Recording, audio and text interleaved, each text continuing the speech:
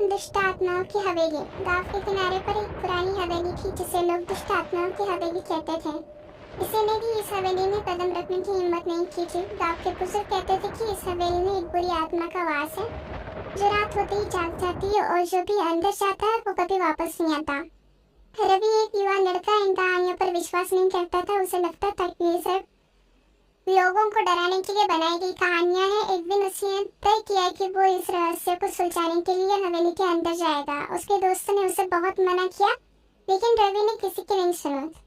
रात का समय था, चांदनी रात थी और चारों ओर सन्नाटा पसरा हुआ था। रवि ने अपने हाथ में एक टॉर्च और एक छड़ी ली और हवेली की ओर बढ़ा।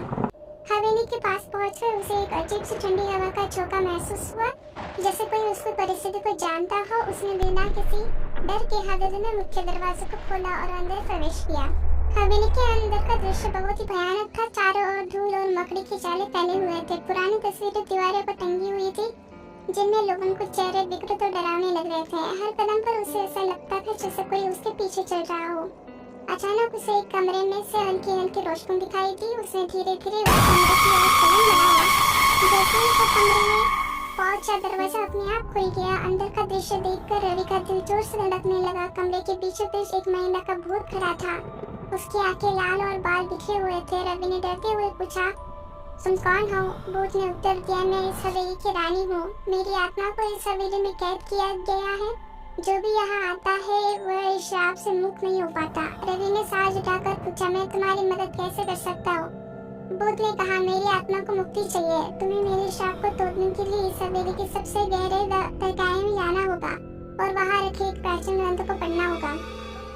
रवि ने हिम्मत नहीं हारी और तहखाने की ओर बढ़ा। तहखाना अंधेरा और ठंडा था। उसे हर कदम पर ऐसा लगता था जैसे कोई उसे देख रहा हो। आखिरकार उसे एक पुराना ग्रंथ मिला जो धूल से ढका हुआ था। उसने ग्रंथ को खोला और पढ़ना शुरू किया। जैसे ही उसने आखिरी शब्द पढ़ा, हवेली में जोर से हवाएं चलने लगी और सब कुछ हिलने लगा। भूत ने एक जोरदार चीख मारी और धीरे धीरे गायब हो गया। हवेली की सारी बत्तियां अपने आप जल उठी और सब कुछ सामान्य हो गया। रवि ने महसूस किया कि उसने भूत को मुक्ति दिला दी है।